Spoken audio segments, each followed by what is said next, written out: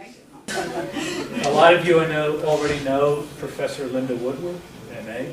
She is a teacher of art history up with the Lone Star College system, right? And she's also a parishioner, which is the most important part. That's right. She lectured last Sunday on Images of Christ, which was fantastic. It was. Was anybody at that one? Yes. A couple faces, okay. If you missed it, it's been recorded and it is online. She's talking today about the images of Mary, and the next one, which I'm really anxious to see, is architecture in the church. Right? No doubt you'll get 2 hours on that one, right? Because that's really a lot. Well, somebody big will, stuff. somebody will let me know, but the clock is right there. I see it. Okay. Anyway, Professor Woodward. We're going to talk today about images of Mary. This lecture is a little bit different than the lecture from the Sunday lecture. And the difference is going to be, remember that those of you who were at the Sunday lecture, we did a chronology of things in a time frame. Okay, today this is going to be more art appreciation based because we're going to be looking at a variety of different ones. So I'll get the place and time for you so that you can kind of get grounded, and I'll explain. I'm not going to spend a lot of time on the biblical quotes that you have, but the biblical quotes relate to the images up above. Okay, so we'll tie those in. Does someone have a handout that they can pass to me? Thanks for Julie. So this is just purely a picture for you, but I thought it was so interesting. It's medieval, and it's a private devotional figure. They say it's an altarpiece, but it would be on a family altar. It wouldn't be on a great big altar. But I think it's amazing. Those two doors close, and Jesus is put in, and the two doors open, and Jesus comes out, and there's scenes from his life along there, which I think is just amazing. There are a lot of them. That's not the only one. If you Google reliquaries or small altarpieces, you'll see them all. Okay, some of the references that we have in Mary in the Bible is the Incarnation, okay, the Nativity, and the Marriage of Cana, which we'll cover. Okay, we're ready to jump right into the thick of it. Here is Luke's Bible passage, and the related one here is the Merode altarpiece by Campen. Okay, the Campen altarpiece is a triptych, which means that it has 3 panels, okay? And I think you can identify what's going on in the main one. Oops, I just turned it off. In the main one, and that is the angel coming to Mary, okay, relating to the quote. But what's going on either side? It's kind of cryptic. Let's see if that's the laser. That's not the laser either. This button, oh, there. Okay, so we have the angel, we have Mary. Then on this side, who do you think that would be maybe? St. Dominic? No, but after you know this, every time I ask you, well, who do you think this might be, you'll know. You'll say, oh yes, this is the person who paid for the altarpiece. If you're paying for the altarpiece, if you're the patron, you want to be in there, because what does that do if he is in this image? What's the implication of that? Well, this is a holy scene, isn't it? Obviously, with Mary, okay, the angel, and of course you know who that is over there, Joseph. Okay, it brings him in. Remember when I said, see if you can go into this picture? Well, here, you don't have to worry about it for the donor because he's right there. So he's in the sacred space. So does that mean he's holy? By implication, maybe not, but by implication, yes. And when he became betrothed to a woman, he had her painted in later. Okay? But if you'll notice, the patron is he inside or outside the holy scene? He's outside. But guess what? This door, yeah, but there's nothing, the door's open, but can he go in? It doesn't seem that he can. It's like 2 separate scenes, you know? Yeah, But by implication with the open door, you assume he can go in. But there's no door on that wall. No door. So you don't want to push it too much that he can get actually in with the angel and Mary. Okay? Now, when you move over to this side, this is Joseph. And so many times in art, what I see is, Joseph was much older, right? Joseph is always relegated to like a corner. He's always kind of clueless in the corner. Okay? So I'm going to talk a little bit about the symbolism here, then we're going to talk about Joseph. Okay? First of all, Mary has a sumptuous red gown on. The angel is in this room, but can someone talk to me about space? I mean, look at the size of the angel. Look at the size of Mary. If she stands up, she's going to be about here. This room is closing in. It's a tight space. Can we get in this room?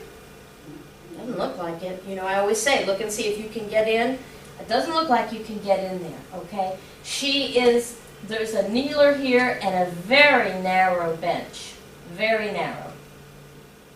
What are the symbols in here? Because you look and you're curious. Everyone asks me what the kettle means, and I have no idea. There is a pure white cloth here, which I think attests to Mary's virginity. There are 3 lilies here. What would the 3 lilies maybe relate to? Who said Trinity? I said purity. Oh, it's purity, but also the Trinity. Also the Trinity. Then here, we have a candle that's just gone out. Time has stopped, okay? When you look at this, there's a hidden secret in here. There are a couple of hidden secrets. But here, what's going on here? Can you see it? The 2 windows and one is cracked, or one is... It's very interesting. This is a teeny tiny Christ flying in the window with a cross. Wow. So, at the very moment of incarnation, the candle goes, Christ comes flying through the window, right? Is there any significance to the fact that his wings are not pure white? Angels have colored wings during this particular period. The date is 1427 to 1432. This particular work is at the Metropolitan Museum. Okay? Now let's look at this table. I want you to look at some other table around here, and then look at this table and tell me what's going on.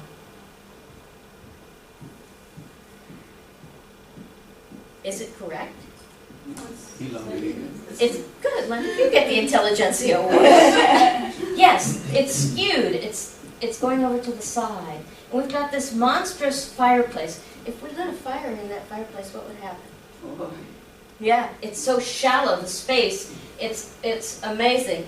Also, I read up and I found out yesterday, see here, it's not enough that the donor is here. He's going to get his finger in there some way. Some way he's going to get in that room. And the coat of arms on the window are for the Engelbrecht family. And they are the ones who paid for it. So I think that that's kind of important. They also have small screens so that people can't easily look in. And the sky is above. Let me see if I've missed anything else. Oh, there's no halos. No halos. Which is kind of curious. Oh, glass is changing. There are no halos. I expected to see them, wouldn't you think? Certainly on the angel or Mary. I think that that's important. Now, when you look at this room especially, but when you look all over, there's a term. This is the start of the Northern Renaissance. The Northern, meaning the Netherlands, okay? The Northern Renaissance, so Germany's included in it. So it's a revitalization of art. And what we have is a term that is so appropriate to Netherlandish art. It's called microscopic telescopic. I love that term because it means optically, when I look to the back to Jim, Jim is kind of hazy, kind of fuzzy. But Marion, you are clear, and Linda, you're very clear. So have you ever noticed as things get farther away, they get a little fuzzy? Well, with Netherlandish painting, it's microscopic, so you notice every little detail, every little fold. Look at this carving here, everything. And telescopic. You still see the details, even the coats of arms here. Look at outside, you can see the city. It's very clear when you see this. And people love these paintings because of the details. Okay? This would be, I believe, oil on wood. Oil on oak panel. And why would it be oak? Because oil needs to have, it's a tight grain. Very tight grain. So it works very well. Let's see. Okay, let's go to Joseph over on this side. Okay, remember, Joseph looks rather clueless, doesn't he? No disrespect to St. Joseph. Okay, what do you think Joseph is doing? Because this is the most curious thing I have ever. You probably won't know because you're not familiar with Netherlandish art. But do you see this thing on the window ledge, this little guillotine-looking thing? And then he's working on something here. He's drilling holes in wood, which does not fit with what the interpretation is, okay? The interpretation of this is Joseph, who has no clue what's going on here, is making a mousetrap. Curious, isn't it? But let's see what my interpretation is of this. The mousetrap is a symbol like to catch the devil, okay? So here, that's what that means. Now, the things that are on the top, you can't see very well. If you saw it in person, you'd see with clarity, is that there's a saw, and the saw, I think, is down here, and that is symbolic of the cutting off of Malchus's ear by Peter, when he cut off the servant's ear. So that's that. And then, of course, there's a log that is a symbol of the crucifixion. There are nails and big spikes here, which are symbolic of the crucifixion and the passion. And Joseph, like the donor, how's Joseph getting in here? Is excluded. There's no door. Here is a detail, including teeny tiny people in great detail from the city. And let me see what else. Okay, the quote for this is from St. Augustine about the mousetrap. Jesus is Satan's mousetrap. So that'll be on the next test. And let me see, I think that's probably it. Any questions on this? Do you like art like this? Does it appeal to you? One of the things, now we'll talk about the art appreciation side of it. One of the things here that's so appealing is that because this is an oil painting, and oil painting is relatively new. It was developed, but then it was further refined in the Northern and Italian Renaissance both. But the colors, when you see this and the wings, the jewel-like color. The detail, using shading and using line to create believable space and unbelievable space. If I took out this bench line here, the space would be totally disrupted. It would be flat as a pancake. So the artist knows and uses the props from his vocabulary to create believable space, but yet, because as Linda said, unbelievable space with the table. But this is a very domestic environment, very domestic. And Mary has a book, and in keeping with the preciousness of books, she has a cloth. You know, she doesn't want to soil the books. Okay? Let me think. Joseph has a little more believable space here. He's got this diagonal line coming that way, this one, and his is tilted too. Have you noticed? So that you can see everything. And then, of course, there's a city back here. Any questions on this one? No? How much do you know about it now? And, you know, if you don't know about it and you look at it, you'd say, and of course, the most logical thing that people say is, well, you know, he knew how to use oil paints, but he just couldn't paint very well. Yeah. And in fact, now you understand why he painted the way he painted? Yeah. Okay.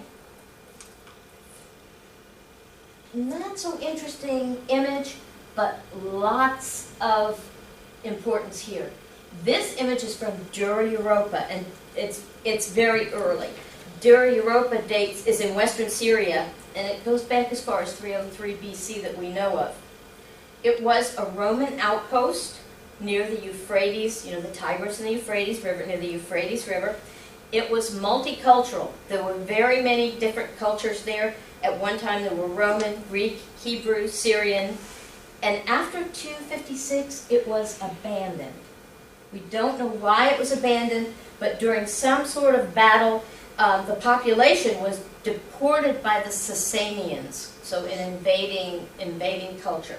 So back to the 3rd century BC. So I've taken you from 1400 now back to the 3rd century BC or 2nd century BC. After everybody left, sand and mud accumulated, so it had to be excavated down. When they excavated it down, the most interesting thing is that they found, for a synagogue, Jewish images. And you don't see that during that time period very much. There's no graven images, no other God, my God before me. So I think that's very interesting. The other thing is they found a Christian meeting house, which I'm sure y'all are familiar with. It's not a church, it's like a house and a baptistry within it that Christians would meet in. And the other thing is they found a Mithraeum. And I don't have time to really go deep into it, but Mithraism is another religion that predates Christianity. It's extremely interesting because there's a lot of parallels, and it came, they think, from Persia. So there was a Mithraeum there, and also a synagogue. The interesting thing is that everybody thought that this was the woman that Jesus met at the well, but now scholars are thinking that based on, not on the biblical Annunciation, but on the Gospel of James, which is in the Proto-Evangelium, it's Mary at the well at the time that the angel Gabriel came to her. This is not in our standard Bible, but this is a text that came from outside. Okay, not too interesting of an image, but considering the age and considering the environment it was in, I thought, they think that this, if this in fact is Mary, it's the oldest image of Mary that we have. So I can't say whether it was the woman that met Jesus at the well or if it's Mary, but there's a lot of people that want to believe it's Mary. So I think we'll see more of this as scholars study it more. Now, this is another Annunciation, and this is Leonardo da Vinci. Absolutely. Get my notes on Leonardo. The interesting part of this is that this is a very old painting. He was in his 20s when he did this, so he was not in his mature phase. And the interesting thing about it is, we think, and I believe that this is true, the date is 1472 to 1475, and it's from Florence. The thing is that I think it was a collaboration, and other people think so too. He was apprenticed to the studio of a mature, famous artist, Andrea Verrocchio, and so they think that several people collaborated on it. But the people who think it is Da Vinci, and they see his hand on it, it's oil and tempera on wood, but there are some hallmarks of Leonardo's style, and one of them is, can you see back here in this area? Okay, is this microscopic, telescopic? No. No, it's not, absolutely. But this misty horizon line is a hallmark. Atmospheric perspective, that things far in the distance can become hazy outside. Then there's the delicate lines in Mary. Her halo is barely discernible, barely discernible. She is, again, at a book, she's holding her place, but she has like a sheer cloth holding it. And this, we believe, is a detail from a sarcophagus. This is not a sarcophagus, but it's a detail from a sarcophagus. The angel comes in. His wings are not as brightly colored as what we saw in the earlier work. And he's at that very moment of telling her. It's that instance of, hey, guess why I'm here? Okay? And she's very attentive to that. She doesn't look afraid, though, does she? No. It seems like she knows what's going on. And I think that this perfectly fits the biblical quote above. Any questions on this work? Yes? To me, she's like, hey, wait a minute. Her face, it catches her. You know what? I have a hey, wait a minute enunciation for you. You'll see a hey, wait a minute. It looks like she's like, what did you say? But it doesn't look like she's completely More startled. hesitant than- Yeah. This was an interesting work because everyone's trying to find out who else had their fingers on this besides Leonardo. Any other questions? You can ask any as we go along. I'm watching the clock. I have to find my notes. There's the hey, wait a minute. This is Simone Martini and another artist, Memi, and this is the Annunciation. It is an altarpiece. And I think you pretty well perfectly said what is going on here, okay? What's going on here is that the angel has come. Mary is sitting quietly. See her book? Mary's always reading a book. But we're not sure that Mary was literate. But in this particular time, someone here. Now, what about the environment? Would this have been an accurate environment for Mary? It almost looks like a church, right? It does. It does. It almost looks like a church. It's an international Gothic style with the points. 1333 is the date, so during the Gothic period. I always found this amazing. Everything is very still. You know, it's very quiet. We have to have the lilies in the room, right? But the angel comes flying in. Here's his wings, huge wings. But notice he's wearing a plaid cape. And the cape is kind of, it's kind of a rich fabric. Space again. Talk to me about use of space. Big or small? It's a good size space. But the depth, Yeah, oh yeah. pretty shallow. She's sitting on a very elaborate chair. Above we have saints. I don't know who these saints are, but these two saints, this I believe is Saint Margaret, and this is Saint Ansanus, and I'm not familiar with him. But they are excluded by these poles. Okay? I always found this, my students always wanted this on the test, and I never could figure out why. They always wanted this. They'd say, oh yeah, put up the Martini piece. And I didn't know if it was named Martini, but I think that what it was they could remember the 1333 date. So when I ask you when this was created, you'll know. Originally it was only Simone de Martini, and now Memi has been put in as well. So it was a collaboration. Oh boy, we could talk forever on this one. This is one of the most important artists of the early Renaissance, the Proto-Renaissance. This is Giotto. Giotto is Italian. He painted for the Scrovegni Chapel in Padua, 1305. So it's before the Memi altarpiece. Okay? And there's the quote, the child will be called holy, the Son of God. Mary is the mother of the Son of God, or the mother of God. And so this is not an oil painting. This is a wall piece, and it is a fresco. And I talked a little bit about what a fresco was before, but I'll talk about it. If you have a wall, like this being sheetrock, you're going to put plaster on. Limed plaster, put it on. Now, if you paint pigment on it while it's wet, it's buon fresco or true fresco. What is the benefit of that? Well, let me tell you the other one. The other one is if you let it dry, you can paint on it, and that's called dry fresco. Egyptians, because of the climate that they had, primarily it was dry fresco that they used in their tombs. But this is wet fresco. Now, what's the benefit of wet fresco? With wet fresco, you're going to mix your pigment with water, okay? You're going to apply it to the wall. There'll be a drawing first. It's called a cartoon, but it's an outline drawing. you'll put that on the wall, and because it's wet, it will sink in deeper into the plaster. So what does that mean that makes it good? It lasts longer. Unfortunately, over time, Giotto's frescoes have gotten, a little bit spotty. And you can see in Giotto's, you can see like areas that he's worked on and how he's worked on it.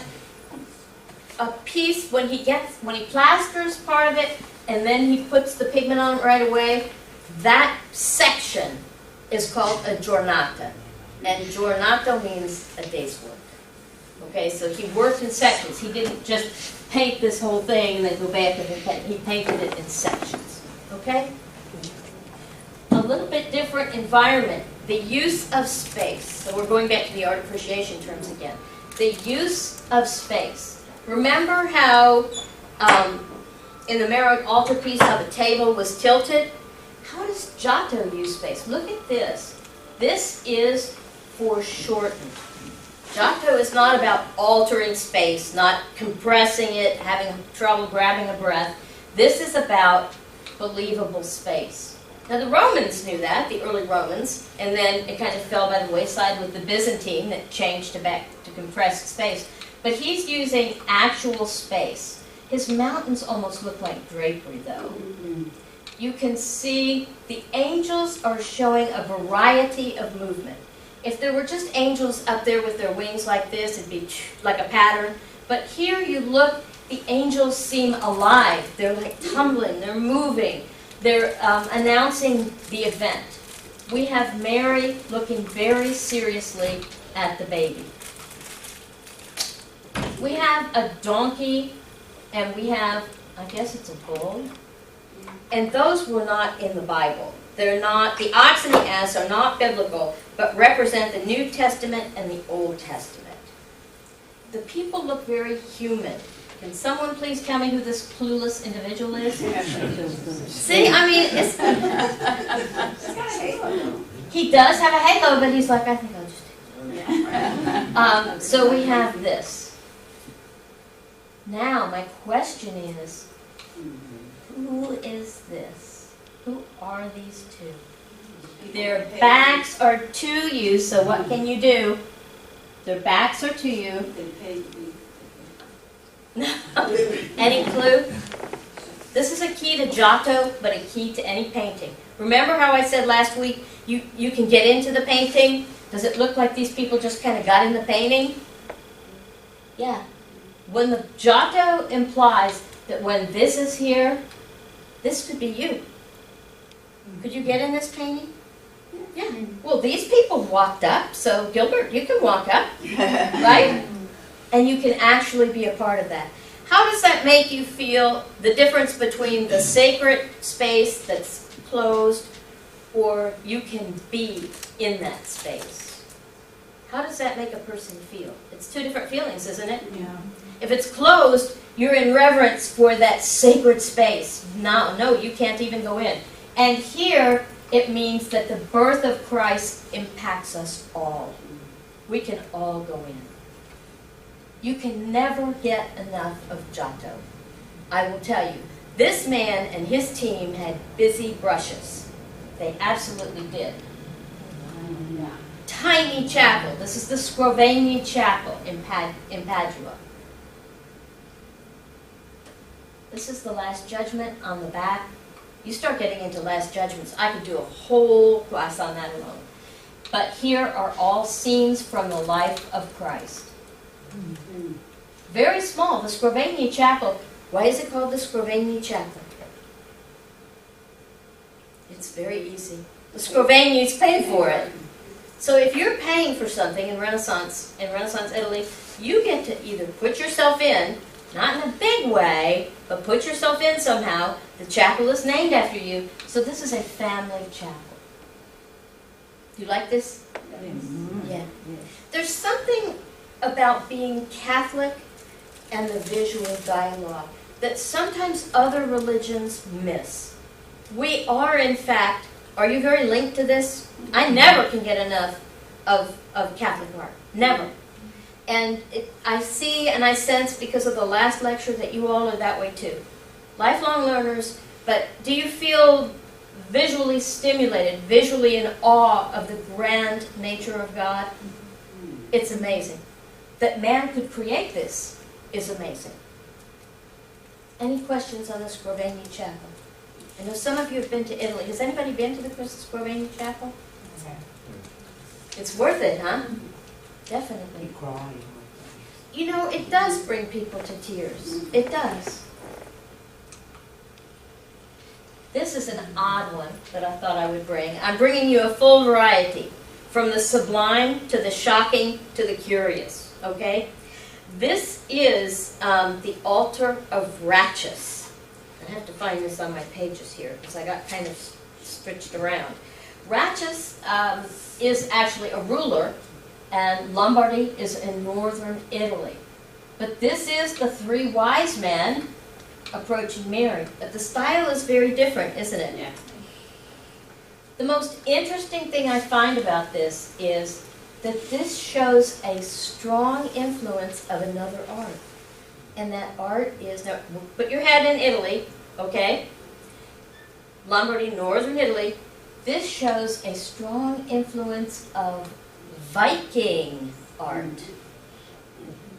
Now we were in Milan and we went to Sant'Ambrogio, and I was looking at these capitals on top of the columns there, and I said, I'm confused. This doesn't look like Italian art. I would never classify this.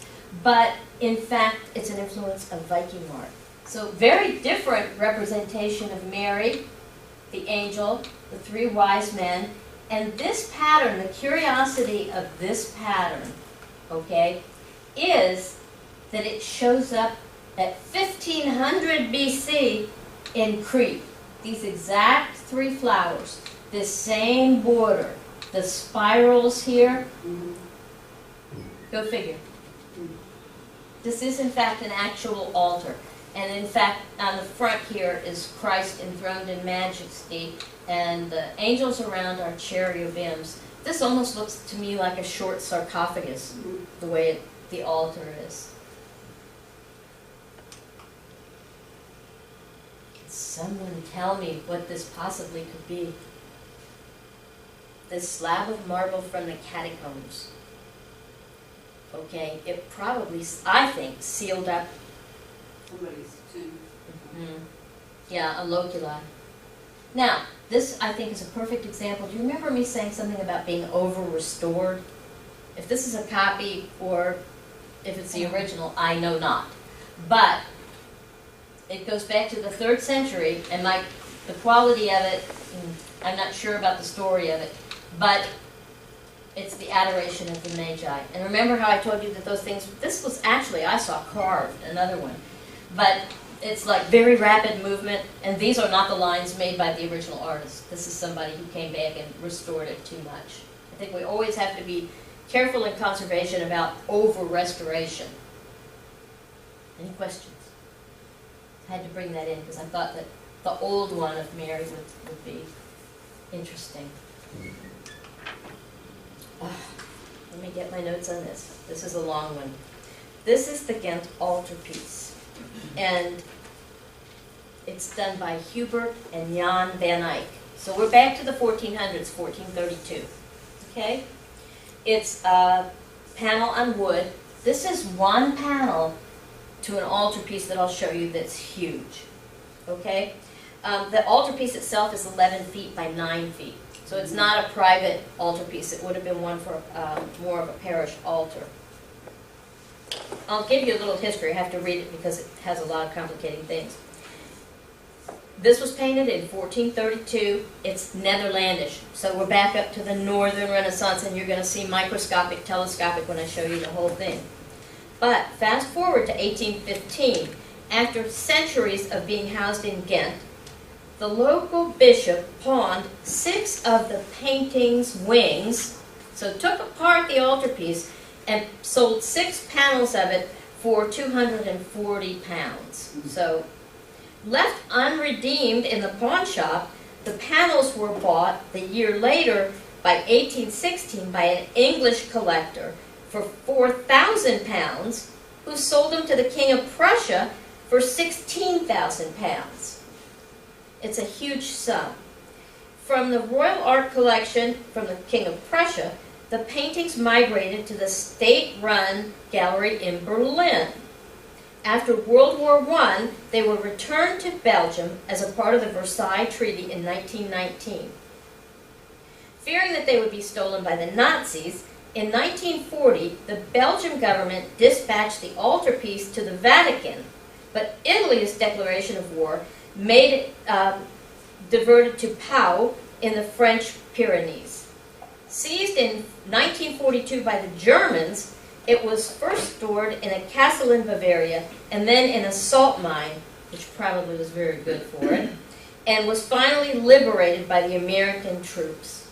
Is that a story that just makes you want to take a nap? This thing had a lot going on. But this is a beautiful close-up of the angel, and those wings actually look like they can work, right? The color and everything. Holding a lily, has a little tiara with a cross, okay? This is at the Annunciation. Here is the actual panel. I'm going to show a couple of more because this is not clear.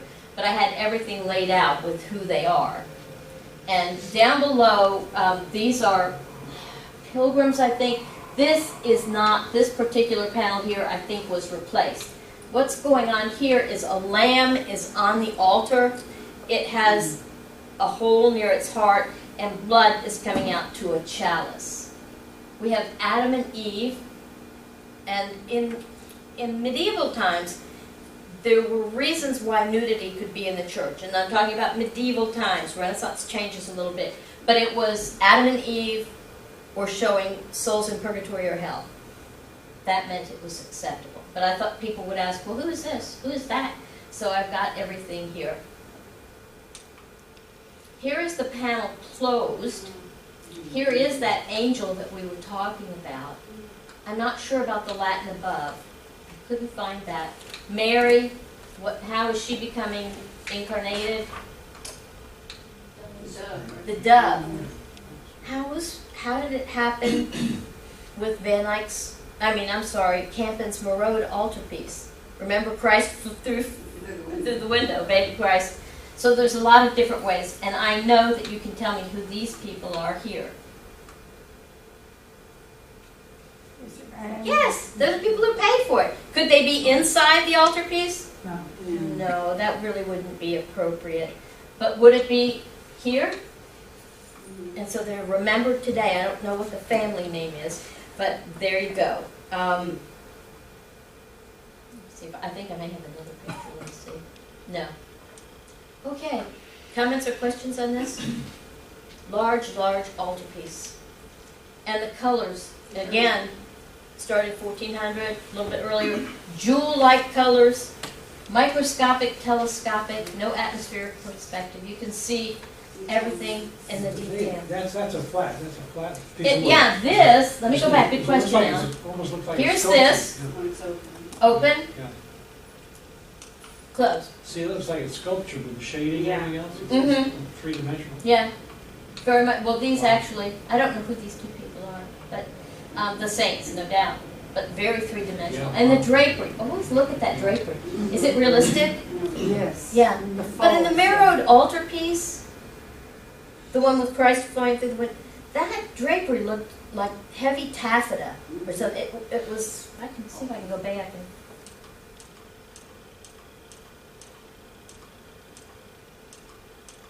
Look, Yeah, stiff, right? it looks very stiff the way it falls. The angels has a little more drape to it, but there's quite a difference. Oh, Giotto.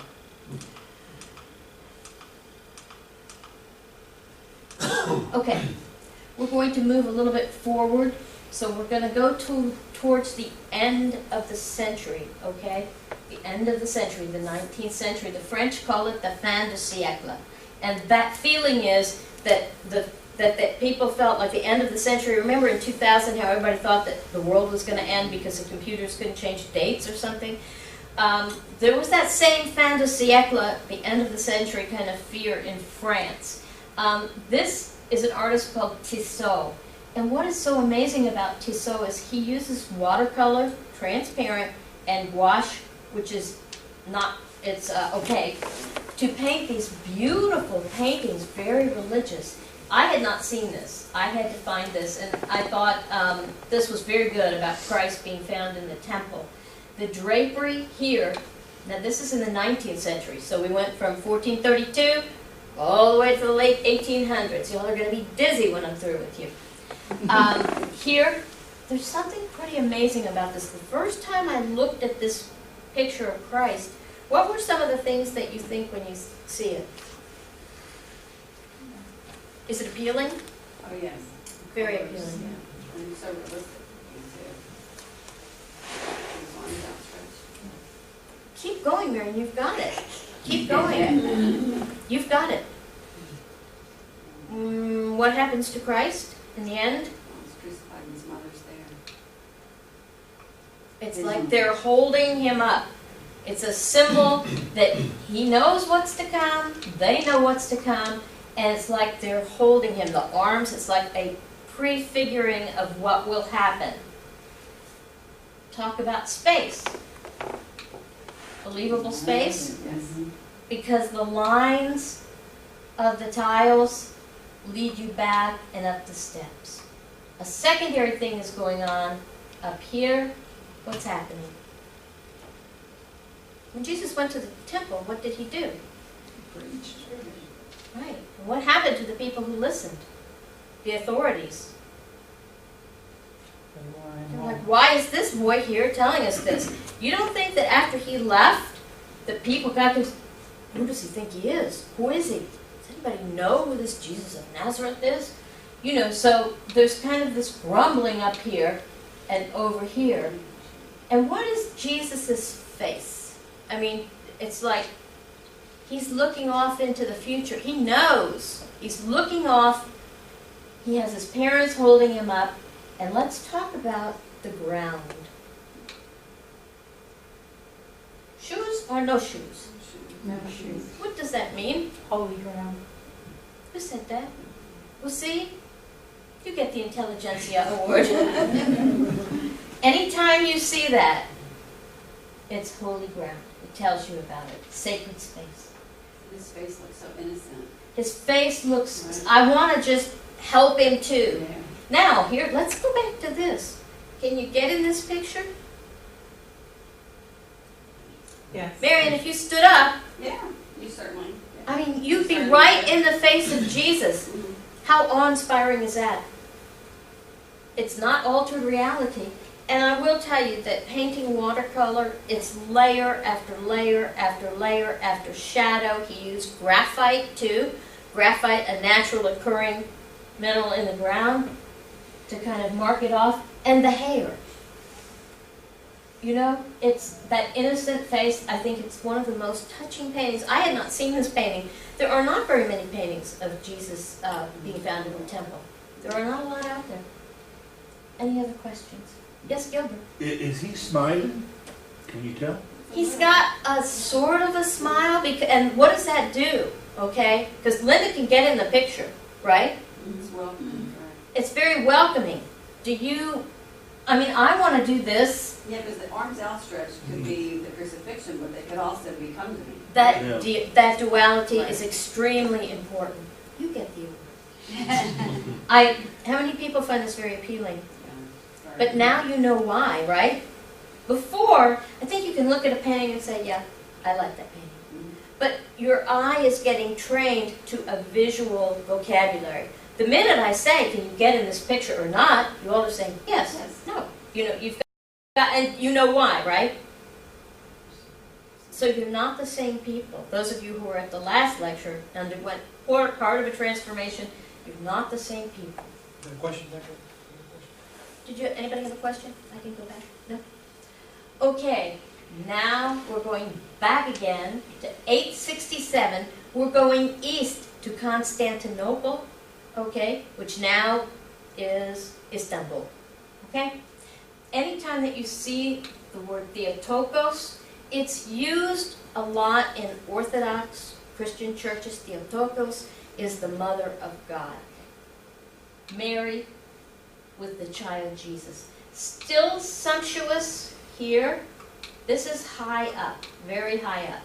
Jesus in gold, very believable. Mary is sitting on this cushion. It's like towards the edge. She has a huge halo. Her expression is very serious. There's no doubt that you feel like Mary knows what's going to happen, right? Now, it's high. We can see it here. But there is where it actually is. There's a little problem when they started to paint this, and remember it's 9th century, okay?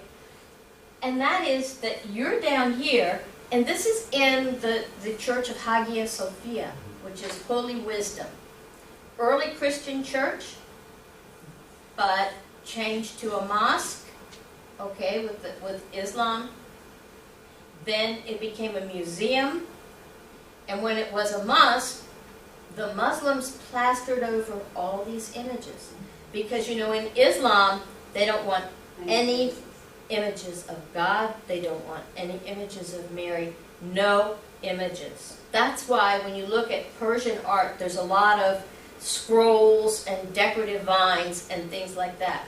When we were in Istanbul, the interesting thing, and I have them somewhere upstairs, is that I bought 2 old pages from a book that had paintings on them. One was Muhammad being assumed into heaven, but he had a mask, like a piece of cloth over his face. And the other was Noah's Ark. And Noah, I think Noah's face was there, and they're kind of unusual. I asked one of my students who was from Turkey what it was, and I thought they were pages out of the Quran, but he said one was like a petition for divorce, which I thought was kind of unusual. I can't remember what he said the other one was, but it was quite interesting because he could read the Arabic writing. So, in Hagia Sophia, has anybody been there? It's extremely tall, and it has a monstrous dome. I thought I had more of that, but the problem at hand is under this dome, and the altar would have been down there. This is like the apse, and we'll talk more about parts of the church next week.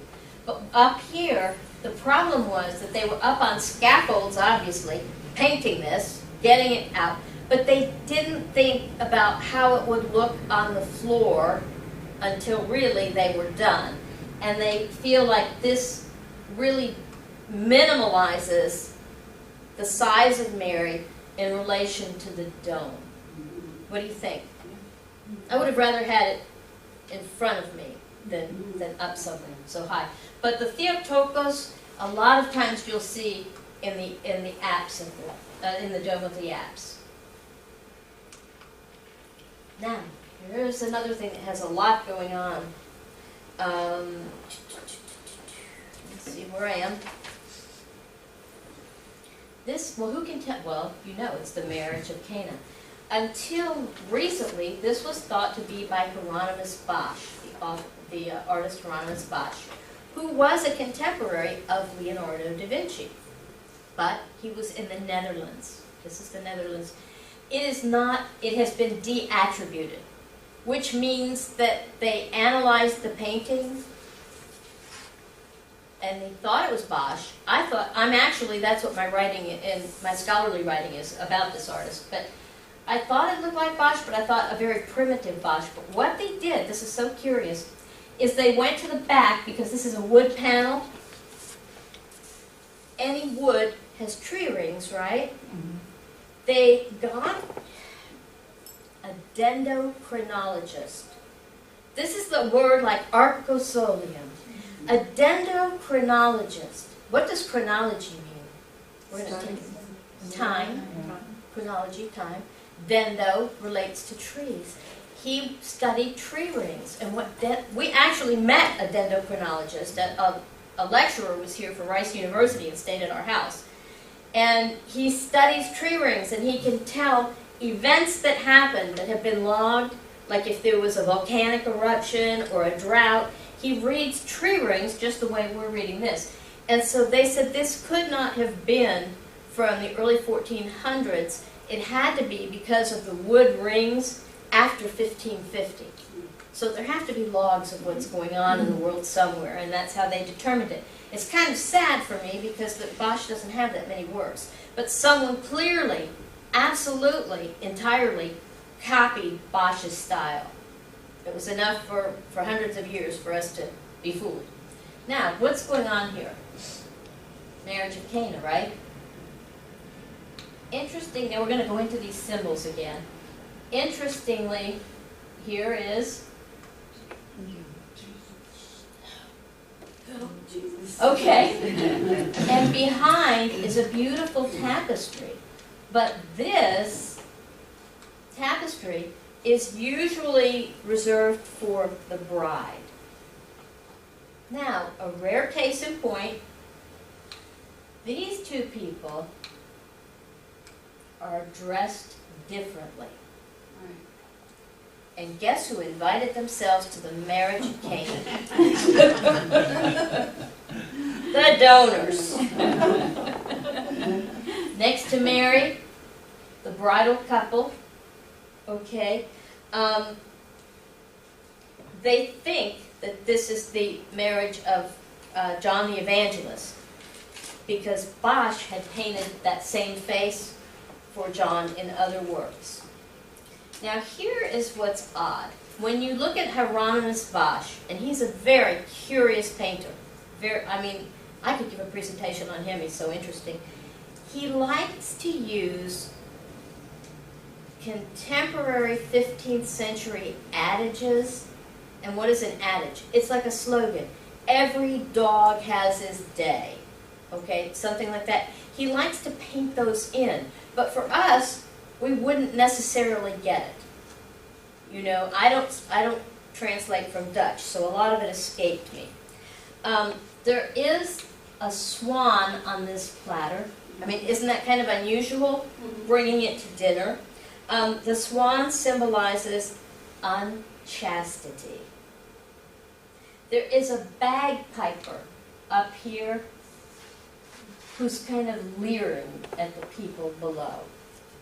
Let me see, I had the boar. Let me see what the boar is. The boar spitting fire is an emblem of the pagan goddess Venus. By the rear portal, so let's go to the rear door, there are some little figures here, and if you saw this painting in actuality, it is microscopic, telescopic. Not as fine as the Van Eyck's, but nonetheless, it's very symbolic. Okay, up here on the trinket shelf, we have two sculpted demons who have come to life. So here's one. He's leering at this other one through the hole. And then one aims an arrow at the other, who disappears. Okay, there are 3 nude dancers on this little trinket shelf. And the innkeeper raises a baton here. And somewhere there is a pelican that symbolizes Christ, but I have not been able to find it. The dogs here were thought to have been painted later. A bending figure right here. Anytime you see this, 9 times out of 10 it relates to if it's a religious painting, it relates to the marriage of Cana. Okay, so he's pouring water into the wine jar. Let's see. What does this whole thing mean? Well, the table. Can we see everything on the table? So the space is a little tilted up. I don't know. It's important that you see what everybody's eating here. And this little figure here was not talked about in any of the interpretations. However, that little child with a chalice, boy, it sure just symbolizes Christ to me. You know? Now, here's my question. Who wants to go in? Can you go in? Yes. Yes? Yeah, easily. Now, I want you to listen, because this is important. Listen. There's people talking here. How about this one? Whispering. This one here, looking up at the bagpipe. Can you hear the chatter? Pouring the wine. Everybody's talking. So, what is that experience called? That experience is another word like arcosolium. This is synesthesia. What is synesthesia? Synesthesia is the incorporation of multiple sensual experiences. So you hear the chatter, you see the people talking. Can you imagine? I mean, we could set this up here and recreate it. And I think that's important. I can even hear the dogs kind of making a bunch of ruckus. And these two with their backs, well, we can talk about what that means, right? There's a space for somebody right here. You can come on in. And I think that's important when you look at art. If you ever wonder what people are doing, if you've gone to a museum and seen people stare for a long time at a painting, that's exactly what they're doing. And at the museums where they have benches where you can sit down and regard it, it's so that you can contemplate everything. This is a holy space, yes, but is it an everyday space? Yes, very much so. I mean, and people have shoes on, I'm sure. Now, in comparison, marriage at Cana, about 1485, I'm sorry.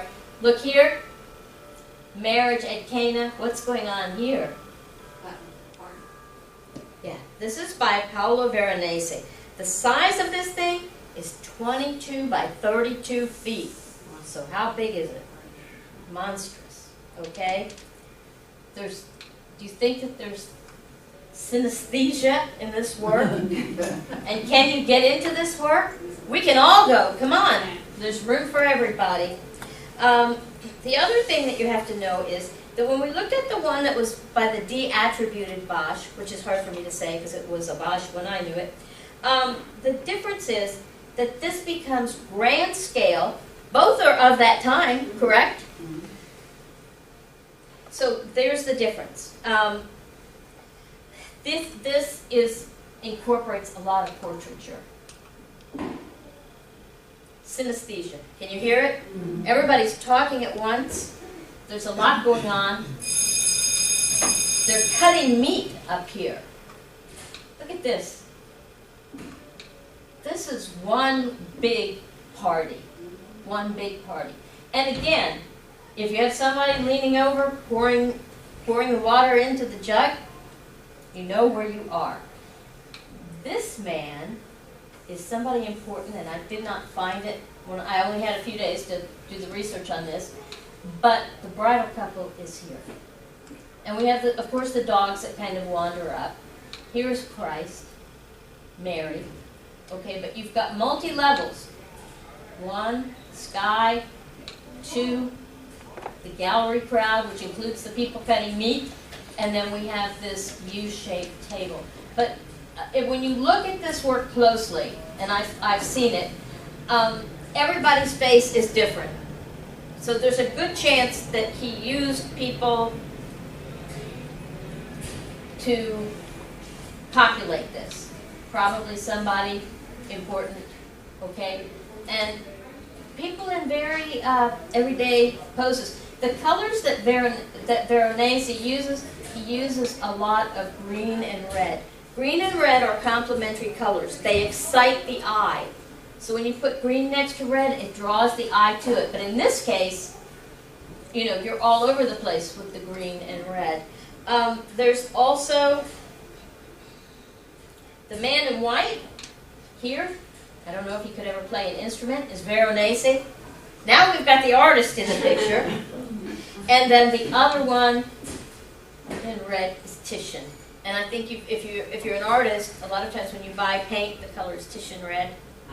So it's there. There's a lot going on here. I am at the time. I can continue if you want to, or I can cut it off. It's up to you.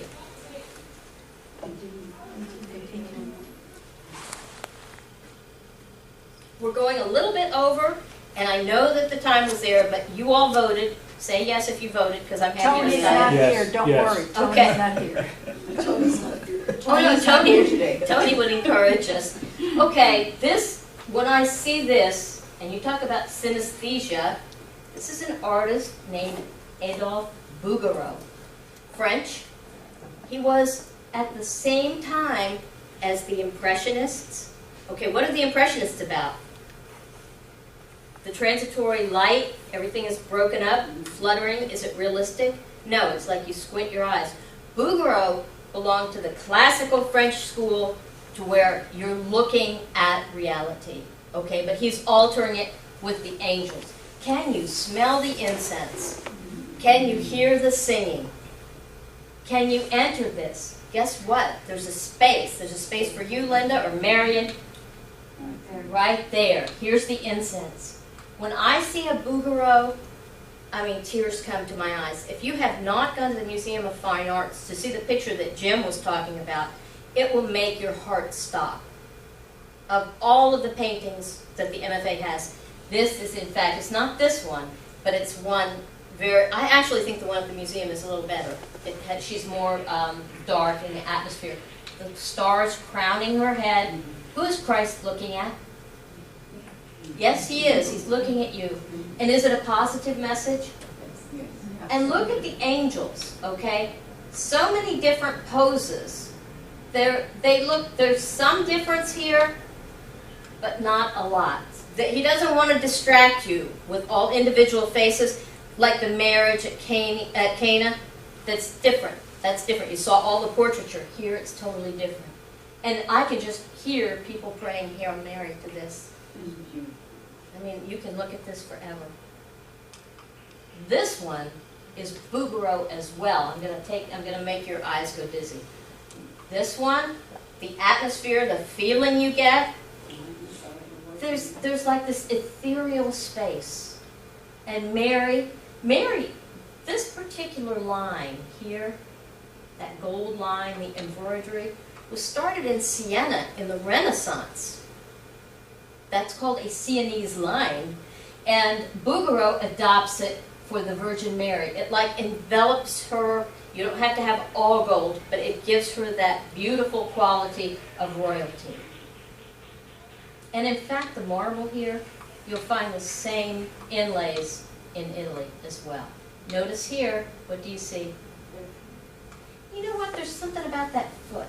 She's on a ledge, isn't she? You see? This is a ledge.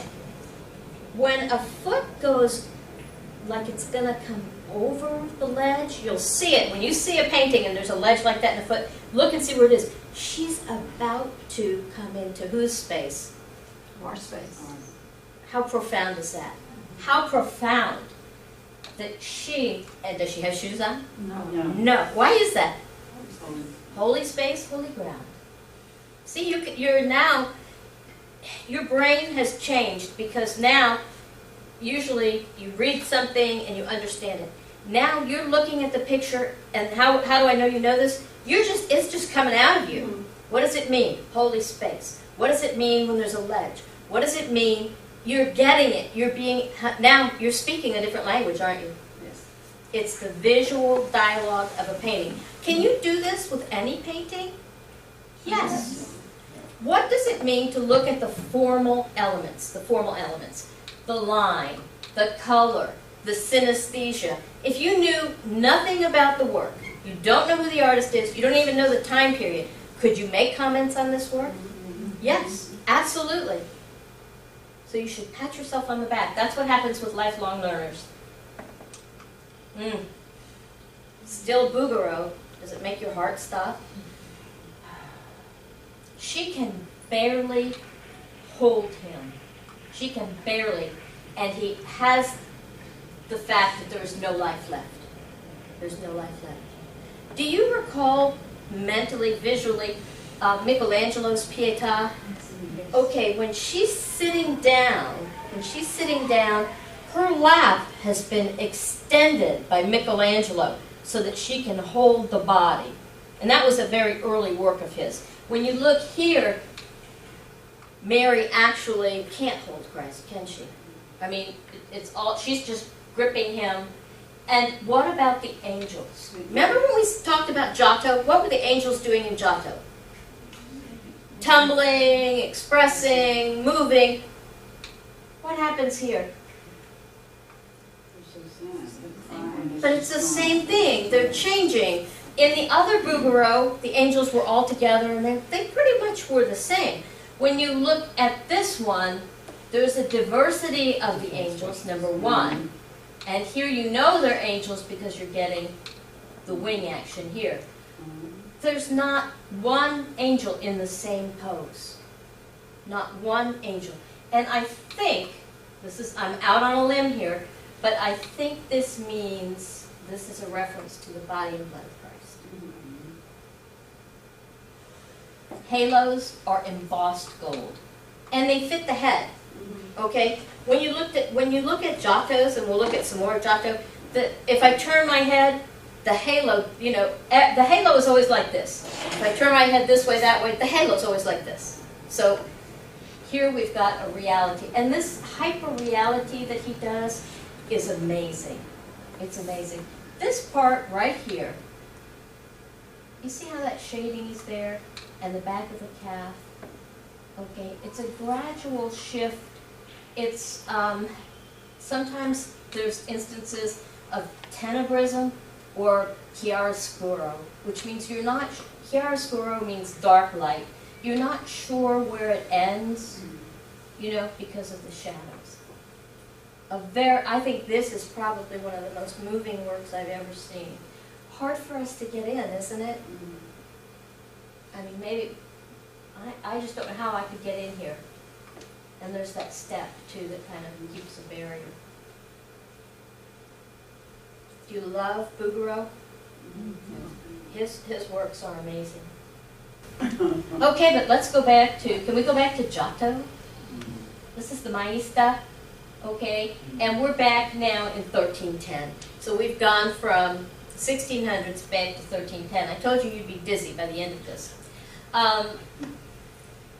The Old Testament kingdom, as the king bows down to his mother, and this is an example of Mary enthroned. This Mary in this kind of Gothic church thing is the illustration of Mary as being, the metaphor for Mary is the church. As the church, Mary cares for Jesus, as the church cares for us, and she cares for us.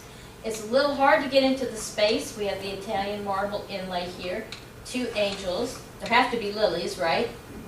Lilies are here. Now, remember about the halos. Remember that the Bouguereau's halos turn with the head? They turn. Giotto's, these look like records, gold records, on the side of their heads. We have, who knows what this line is called? Do we remember? The Sienese line on Mary's dress, the gold.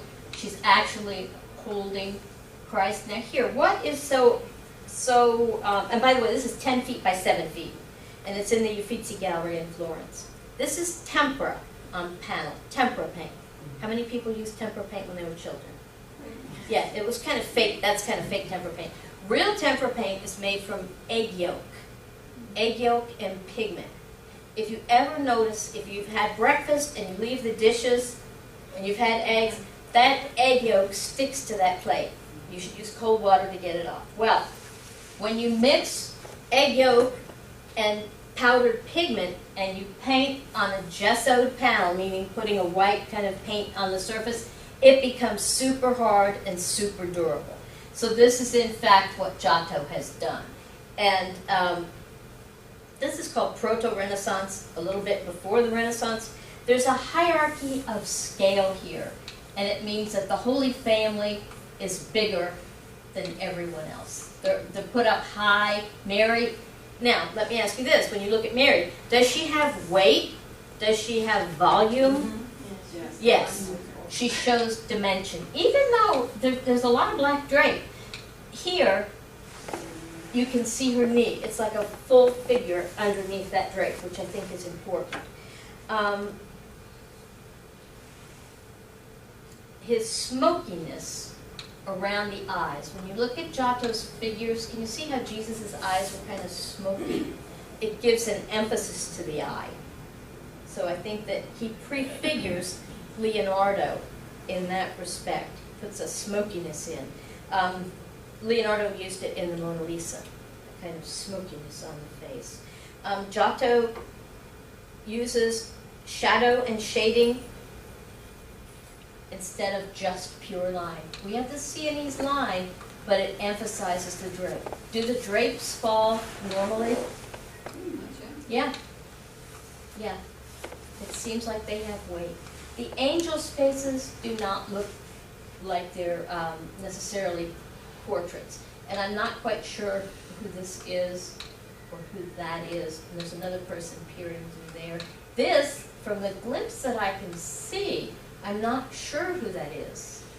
It looks like kind of a monk, but very, very important altarpiece by Giotto. Now, a little bit different, isn't it, than the previous one? Yes. This is Titian. Remember we talked about the Titian red and the other? This is the Assumption of the Virgin in the Church of Friari, or the Friars Church in Venice. This is a huge piece. I'm seeing if I've got the, 22 by 10, 22 high. And this particular church, we've been to a couple of times in Venice, when you see this work, your heart stops. You literally, it becomes, this instance here becomes a vortex. As you are in front of this altarpiece, you feel like you could be sucked up into this vortex too. He's got the arms here. And by the way, his back is to us, right?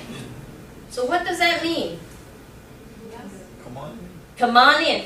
Really, why would an artist paint a prominent figure like this with his back to us?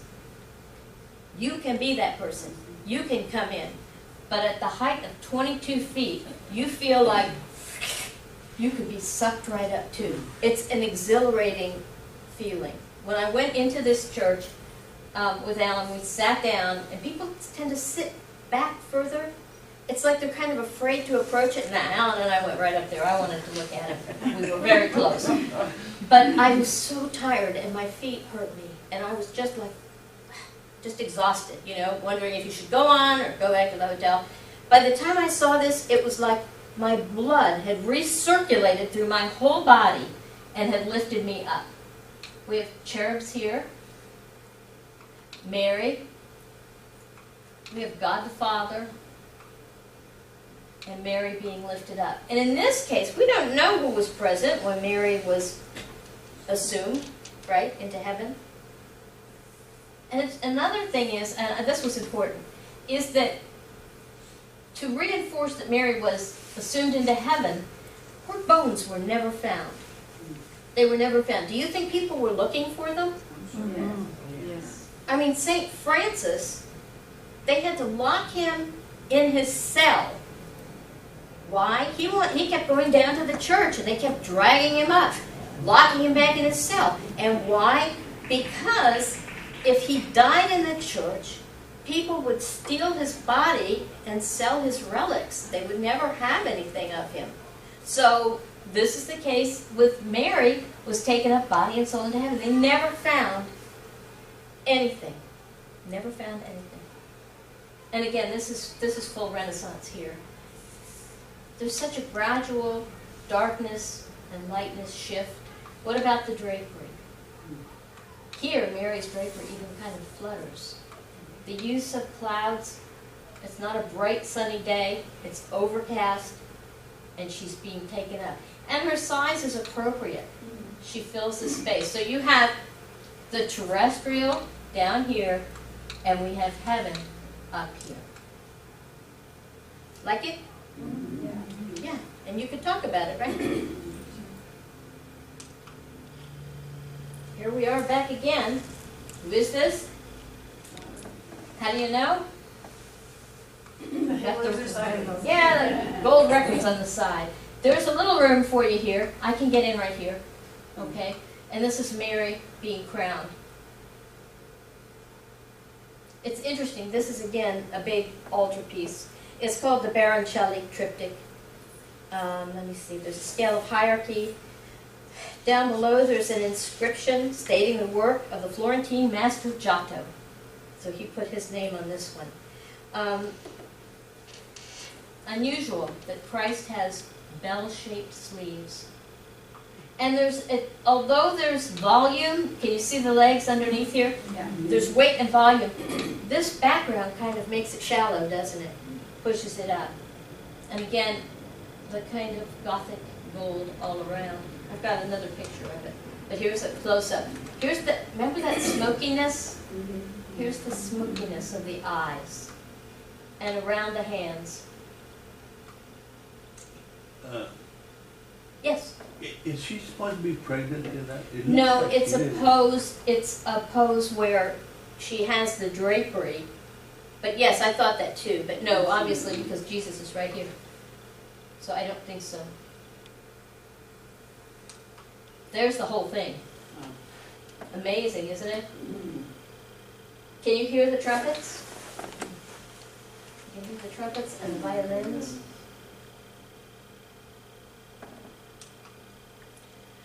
This one is the Master of St. Lucy legend. And I brought this because, again, the synesthesia. They studied this picture. The Master of St. Lucy legend is, we don't know who the artist is. This artist painted some scenes from the life of St. Lucy, so he got the Master of St. Lucy legend.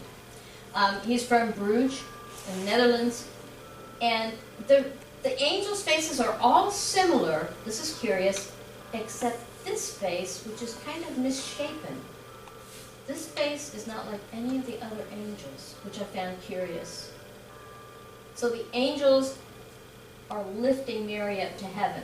Now, when they studied the instruments being played here and the choir, and they even looked at the notations of what they were singing, the amount of instruments and the amount of people singing would have been just cacophony. It would have been deafening. It would have been not right.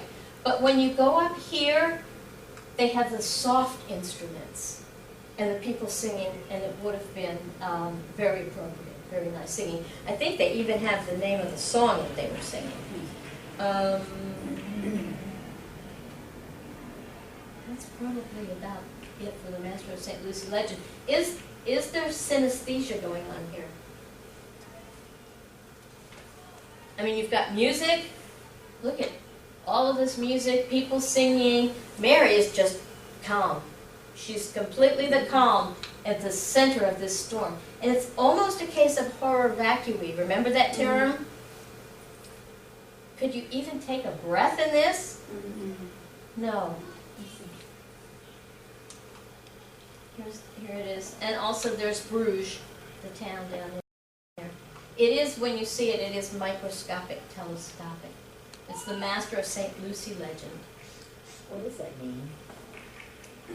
Oh, I just told you that the Master of St. Lucy legend, we don't know who the artist is. Okay, This artist painted some scenes from the life of St. Lucy, so he became the Master of St. Lucy legend.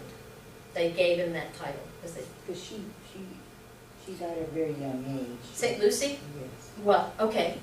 But he painted scenes from her life. So if you didn't know my name, I might be known as the speaker at St. Mary Magdalene.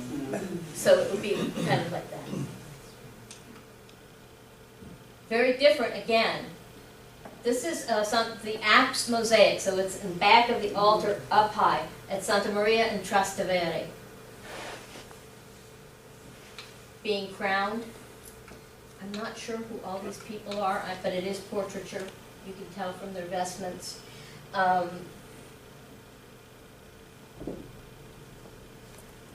The writing in front of his hand, it's over here. It says, his left hand is under my head, and the right hand, and his right hand shall embrace me. So it links Mary to the bride, the Song of Solomon. I'll show you the whole thing. There are lambs down below. I think they're supposed to represent the apostles. I don't have time to count them. And then over to the side, we have prophets. We have angels above. And Matthew, Mark, Luke, and John are here. The symbols for them. It's quite striking. Any questions on that? It's up very high, but you can see it's appropriate. The scale of it is opposed to Hagia Sophia with Theotokos. And here it is. Okay, there you go. Any questions on any of it? Have I worn you out mentally with the different Fascinating. Did you have a favorite? Anybody have a favorite?